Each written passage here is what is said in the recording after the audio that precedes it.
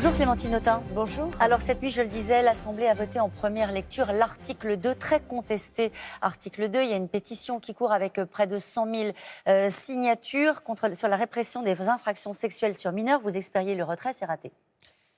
Nous avons échoué à convaincre le gouvernement qu'il faisait vraiment fausse route avec cet article 2, puisque en réalité, depuis l'affaire dite de Pontoise, c'est-à-dire ce procès qui opposait donc une mineure de 11 ans à un homme de 28 ans qui l'avait violée, et les magistrats ont estimé qu'au fond, il n'y avait pas suffisamment de preuves pour qualifier ce viol.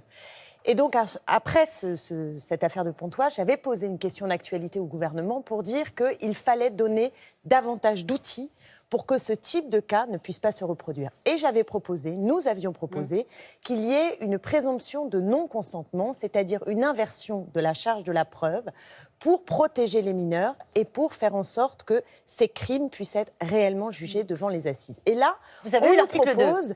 On a eu l'article 2. Et Alors, qu'est-ce qu'il dit, cet article 2 ? C'est un article 2 qui ne répond pas à la question, qui ne changera rien dans ce type d'affaires dont je vous parlais. Il précise que la notion de vulnérabilité, qui peut être naturellement liée à l'âge, sera prise en compte pour caractériser les notions de contrainte et de surprise pour faciliter la condamnation. Je vais vous dire, c'est un débat qui semble très complexe et technique. En réalité, qu'est-ce qui se joue ? Il se joue le fait que là, ce dont vous parlez touche aux atteintes sexuelles. Donc ça veut dire qu'on va rentrer dans le droit le fait qu'une pénétration sexuelle pourra qualifier une atteinte sexuelle. C'est très complexe quand je vous le dis comme ça, mais ça va se traduire par une chose qui est très simple, que la correctionnalisation va être accrue pour le viol. Ça veut dire que davantage de viols sur mineurs pourront être jugés comme un délit et non pas comme un crime. Écoutez ce que vous répond la ministre. Écoutez ce que vous répond la ministre. C'était hier à l'Assemblée nationale. Quand vous dites ça, ça la met très, très en colère. On l'écoute. Vous envoyez un message qui est faux aux agresseurs. Vous dites aux agresseurs qu'ils seront désormais moins punis, alors que le sens de ce projet de loi, c'est de punir toutes les violences sexistes et sexuelles, du harcèlement de rue, du cyberharcèlement, au viol commission des mineurs, en allongeant les délais de prescription, en faisant du viol un viol, en le maintenant, en le condamnant comme tel. Non, c'est un sujet important. Je ne vais pas me calmer pour évoquer ce sujet et pour répondre aux mensonges qui sont faits autour de ce projet de loi. Elle le défend, son texte. Elle considère que les sanctions sont plus sévères et qu'on condamnera davantage le viol. À un moment donné, effectivement, elle a eu un moment où elle s'est fâchée. Mais il faut dire que dans l'hémicycle, non seulement tous les groupes d'opposition ont démantelé cet article 2, mais en plus, à l'intérieur de La République En Marche, de nombreux députés ont été mal à l'aise.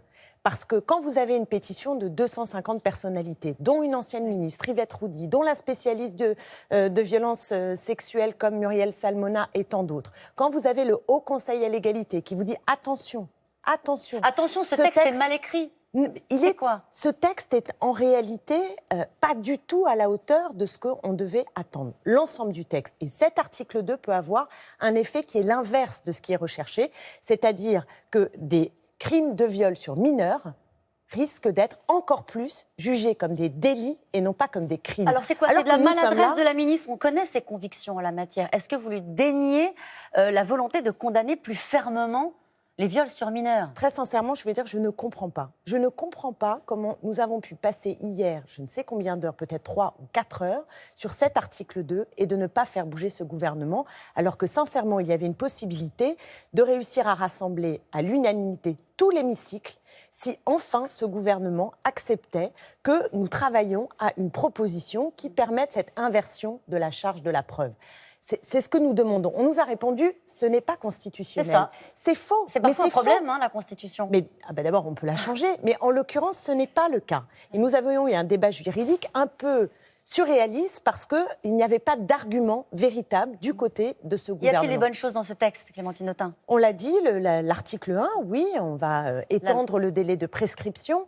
Mais honnêtement, de 20 à 30 ans. Voilà, honnêtement, c'était la grande cause du quinquennat. La ministre a dit que c'est un enjeu de civilisation. Et au total, nous avons une loi qui ne touche qu'à la réglementation, sans moyens, sans objectif chiffré. Et donc, moi, j'estime que cette loi n'est absolument pas à la hauteur du défi. Le combat continue ou vous considérez que parce que l'article 2 a été voté en première lecture, il faut passer à autre chose ? D'abord, il y a l'article 3 et l'article 4 et des articles additionnels. Donc, nous allons aujourd'hui continuer la bataille. Maintenant, c'est pas terminé en réalité. Non, le droit, vous savez, c'est pas une matière figée. Donc, on va continuer la mobilisation pour faire en sorte que cet article qui a été voté soit retiré à l'avenir. Oui, juste un mot sur le Festival de Cannes, premier signataire d'une charte pour la parité homme-femme dans les festivals de cinéma. Ça va dans le bon sens, c'est de l'affichage.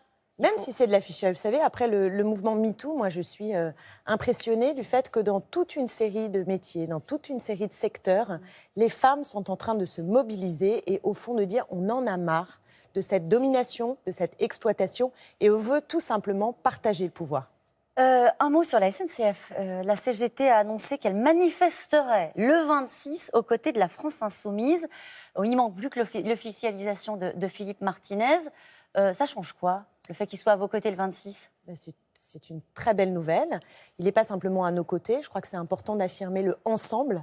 Nous allons manifester ensemble. 78 organisations appellent à se mobiliser samedi 26 mai. Et ça va être une étape importante. Vous savez, ce sont des mobilisations partout en France. Et si nous réussissons ce moment-là, alors je pense qu'en effet, nous allons vraiment retrouver le goût du printemps. Les forces syndicales aux côtés des forces politiques, c'est quelque chose d'historique. Oui. C'est pas rien pour une organisation syndicale de dire allez, on va manifester aux côtés de Jean-Luc Mélenchon, ensemble avec Jean-Luc Mélenchon. Vous savez, ça fait très longtemps, très longtemps, plusieurs décennies, qu'on réfléchit à savoir comment bâtir un front social et politique. Il y a des traditions dans notre pays, c'est pas simple. Et là, quelque part, je pense qu'on avance vers ce front social et politique qui est une façon aussi d'enclencher une mobilisation populaire de masse. Alors, c'est vraiment pas de tous masse les syndicats. pour damer le pion à ce gouvernement. C'est pas tous les syndicats, naturellement. FO ne sera pas là, la CFDT ne sera pas là, l'UNSA ne sera pas là, c'est la CGT et la France Insoumise. C'est pas simplement la France Insoumise, il y a 78 organisations, donc faisons attention. C'est pas la CGT qui se met derrière la France Insoumise. C'est une traduction qui n'est pas la réalité de ce qui va se produire. C'est du tous ensemble, et c'est parce qu'aujourd'hui, on a besoin de ce front commun pour réussir à obtenir sur la SNCF gain de cause, mais aussi à tout simplement marquer le pas face à un président qui est le président des riches et qui est un président très autoritaire. Merci beaucoup Clémentine Autain, c'est à vous Laurent.